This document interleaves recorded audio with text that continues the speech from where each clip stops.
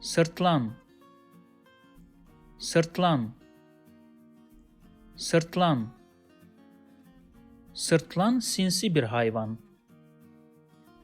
Sırtlan sinsi bir hayvan. Sırtlan sinsi bir hayvan. Sırtlanlar iyi avcılar. Sırtlanlar iyi avcılar. Sırtlanlar iyi avcılar. Sırtlanları kimse sevmez. Sırtlanları kimse sevmez. Sırtlanları kimse sevmez. If you like this video, please subscribe to my channel below for more videos on Turkish grammar, vocabulary and pronunciation. Also, if you think this video can benefit somebody else, please share it with them. Last, if you have any comment or request, please provide your feedback in the comment section below and I'll do my best to respond as soon as possible.